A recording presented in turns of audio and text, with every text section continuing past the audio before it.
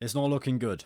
I'm going to be completely honest, it's really looking quite awful. Now, Jake Paul versus Mike Tyson is probably the most anticipated fight of the year. Everyone has their own opinions on it. I personally was somewhat excited to see it just because I wanted to see Mike Tyson back in the ring again. But to be honest, I have completely changed my opinion on that now. I actually think if Mike Tyson steps in the ring, he won't leave alive. Not because Jake Paul is such a good boxer that he's going to destroy him, but because his health is not there for it. Now, ever since this fight was announced, Mike Tyson has been training non-stop to just absolutely annihilate Jake Paul. And to be honest, in his training, he has looked really good. But over the past couple of weeks, we've started to see some kind of signs of wear where we haven't really seen Mike Tyson looking as strong as he really should be. Like at one of the press conferences, he actually said that his body felt like shit, which if you're training every day, you will feel a bit achy, but it shouldn't feel that bad. Especially with all the recovery mechanisms that he's following. You know, he's using like electrical pulses to stimulate his muscles, cold baths,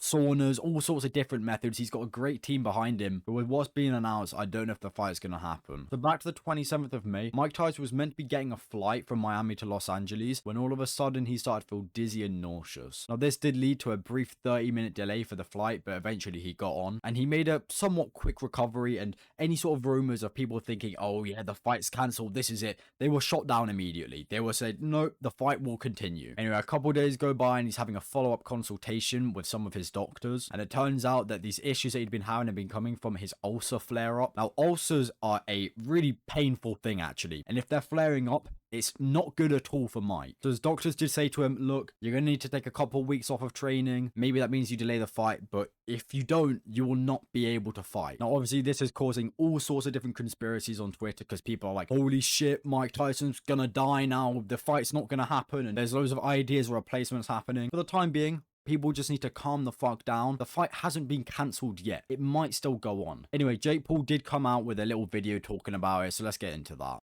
Obviously, devastating news. I'm heartbroken, speechless, like gutted. We've been working so hard over here, everyone in this camp, and I just feel bad for everyone involved in this event, the whole undercard. Opportunity has been ripped from all of us, but I do value Mike's health first and foremost.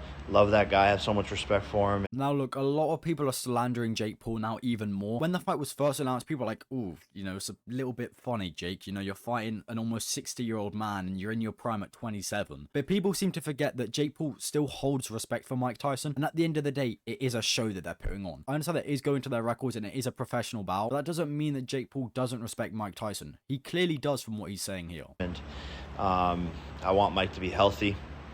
And he says he still is going to knock me out, and I bought myself some time. So Mike is still talking shit over there.